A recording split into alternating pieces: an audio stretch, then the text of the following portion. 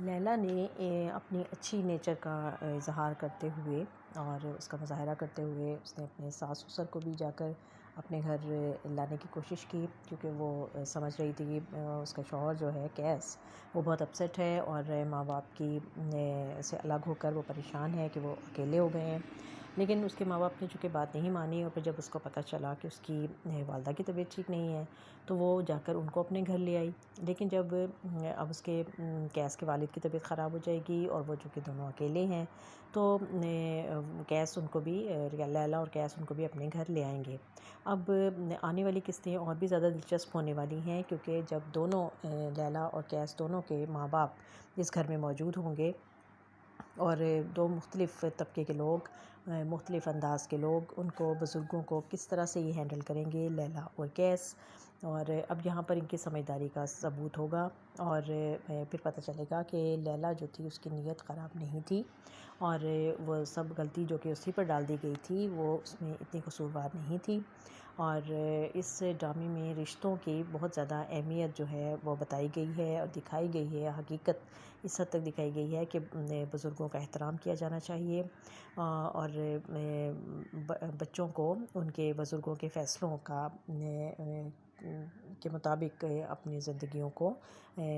आगे चलाना चाहिए। लेकिन उसके साथ साथ ये भी दिखाया गया है कि बाज़ मामलात में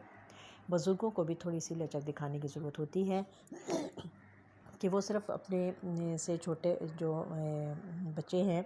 उनको सिर्फ़ ये ना समझ लें कि वो मॉडर्न अंदाज़ में अगर रहते हैं, पढ़े लिखे हैं और इस नए आने वाले दौर के मुताबिक चल रहे हैं तो शायद वो अपनी रवायात कायम नहीं रख सकते, क्योंकि रवायात में भी तब्दीलियाँ आती हैं और वक्त के साथ साथ हर चीज़ को बदलना होता है। तो इसमें भी इसी चीज़ को दिखाया गया है कि थोड़ा सा बुज़ुर्गों को बदलने की ज़रूरत होती है ताकि वो आने वाली नस्ल को अपने जगह दे सकें, अपने बराबर खड़ा कर सकें और उनको वेलकम कर सकें, उनकी पसंद का, उनकी ख्वाहिशात का ख्याल रख सकें। तो फिर ये घराना जो है वो एक आइडियल घराना बन के रह सकता है। क्योंकि इसमें लैला ने बहुत अच्छी बात की कि